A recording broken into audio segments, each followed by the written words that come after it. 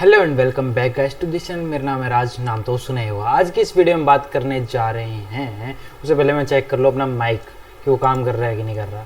मेरे साथ बहुत बार हुआ है, हाँ माइक काम कर रहा है। चलो तो आज की इस वीडियो में बात करने जा रहे हैं असाइनमेंट ऑपरेटर्स के बारे में कि असाइनमेंट ऑपरेटर क्या होते हैं। उससे पहले मेरे क्वेश्चन का जवाब दो कि जब हम पिछली वीडियो में कर रहे थे चेक कि 5 और 5 मान लो बराबर है कि नहीं बराबर, मतलब दो वैल्यूज बराबर है कि नहीं बराबर है, तो उसमें हम डबल इक्वल टू का यूज कर रहे थे जिसकी वजह से आ रहा था ट्रू। बट मुझे ये बता दो कि यहाँ पे डबल इक्वल टू क्यों, सिंगल इक्वल टू क्यों नहीं, वाई? इसका जवाब दो मुझे कमेंट में।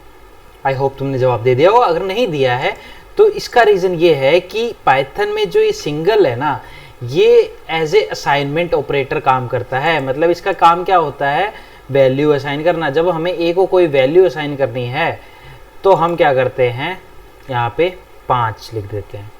पाइथन में जो ये साइन है सिंगल इक्वल टू वाला, वो है असाइनमेंट के लिए कि असाइन कर रहे हैं हम कोई वैल्यू। वैसे हम लिख देते हैं ना कि 10 इज इक्वल टू ये दोनों बराबर है, बट यहाँ पे नहीं। यहाँ पे सिंगल इज इक्वल टू का यूज आ रहा है असाइनमेंट के लिए और डबल इक्वल टू का यूज आ रहा है चेक करने के लिए। ठीक है, तो आई होप तुम्हें ये समझ आ गया होगा। असाइनमेंट ऑपरेटर क्या है? असाइनमेंट ऑपरेटर ये है कि जब हमें कोई वैल्यू किसी चीज़ को असाइन करनी होती है, जब हमें किसी वेरिएबल को कोई वैल्यू असाइन करनी होती है, तो उसके लिए हम असाइनमेंट ऑपरेटर का उपयोग करते हैं। अब आगे और कैसे कैसे असाइनमेंट ऑपरेटर होते हैं उसके बारे में बात करते हैं। उससे पहले तुम ये समझ लो, ए इज इक्वल टू जब हम करते हैं a प्लस 1 और हम a की वैल्यू देते हैं 5, तो यहाँ पे क्या होगा? यहाँ पे ये होगा कि अब जो a की वैल्यू है 5 वो आई, क्योंकि यहाँ a पहले से डिफाइन है तो वो a की वैल्यू यहाँ आ जाएगी। समझ रहे हो आप? यहाँ पे वेरिएबल है तो जब हम इसको रन करेंगे तो वहाँ पे वो वैल्यू आ जाएगी। 5 + 1 6 होते हैं। तो आंसर क्या आएगा इसका? अगर हम प्रिंट करवाएं तो प्रिंट करवाने पे आता है 6।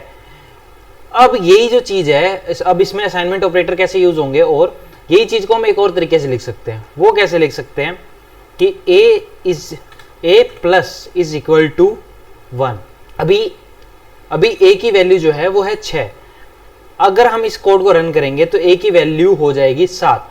जो चीज़ हमने यहाँ की ना a is equal to a plus 1, वही सेम चीज़ इसके अंदर हो रही है। इसके अंदर क्या हो रहा है? a is equal to a plus 1। a की वैल्यू, फिर उसके बाद a की वैल्यू क्या है? 6 है और प्लस 1 है ना। a वेरिएबल दिया हमने, जो a वेरिएबल ऑलरेडी बना हुआ है उसकी वैल्यू आ जाएगी, उसके बाद प्लस 1 हो जाएगा। तो आंसर क्या आ जाएगा? 7। अगर इसको हम रन करेंगे और उसके बाद हम प्रिंट करेंगे प्रिंट a, तो आंसर आ रहा है 7। तो ये भी एक तरह का असाइनमेंट ऑपरेटर है कि प्लस और इज इक्वल टू 7 लगा दिया। अब वैसे ही हम क्या कर सकते हैं, a प्लस 1 जैसे लिखा है वैसे ही इसको आगे माइनस में भी लिख सकते हैं। माइनस में कर देंगे तो क्या हो जाएगा? बस कुछ नहीं, वैल्यू माइनस हो जाएगी। इसके अंदर क्या होगा, अगर हम इसको मैं बता दूं तुम्हें, तो इसके अंदर ये होगा a is equal to a minus 1। a minus 1 क्या है? a की वैल्यू क्या है? 7 है। तो अंदर क्या हो रहा होगा? 7 माइनस 1। अंदर क्या कैलकुलेशन हो रही है? 7 माइनस 1। आई होप तुम्हें ये समझ आ रहा होगा। तो मैं इसको रन करूंगा अगर, और उसके बाद प्रिंट करवाऊंगा, तो ये आंसर आना चाहिए 6। क्या आंसर प्रिंट करने पे आंसर 6 आएगा? जी हाँ, प्रिंट करने पे आंसर 6 आ रहा है। अब जैसे हमने ये किया वैसे हम इसको मल्टीप्लाई भी कर सकते हैं। स्टार लगा दिया हमने, इज इक्वल टू लगा दिया और उसके आगे हमने लिख दिया। अब क्या 2 से कर देते हैं। वैल्यू क्या है? 6 है। अगर इसका आंसर क्या आना चाहिए? इसका आंसर आना चाहिए 6 दूनी 12। इसका आंसर 12 आना चाहिए। तो हम प्रिंट स्टेटमेंट भी साथ में ही लिख देते हैं, प्रिंट स्टेटमेंट।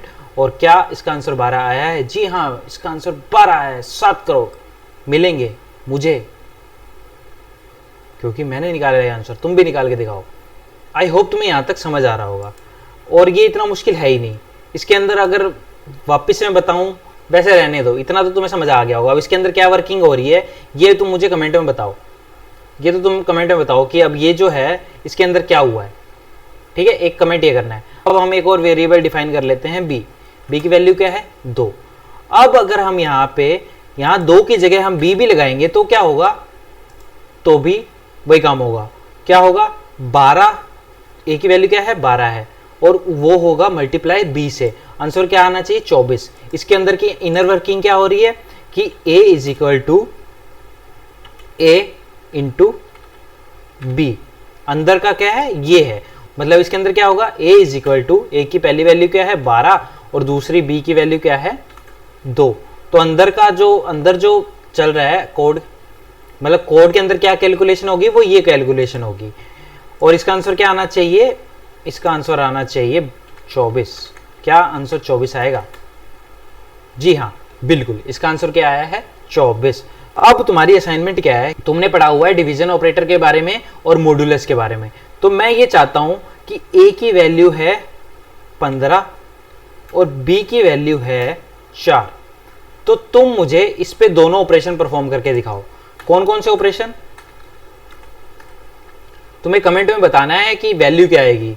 एक तो करना है डिवीजन वाला, ठीक है, फ्लोर डिवीजन जिसे बोलते हैं, सिंपल डिवीजन नहीं, फ्लोर डिवीजन करना है। उसके अलावा एक क्या करना है तुम्हें, ये वाला करना है जो है मॉड्यूलस, ठीक है।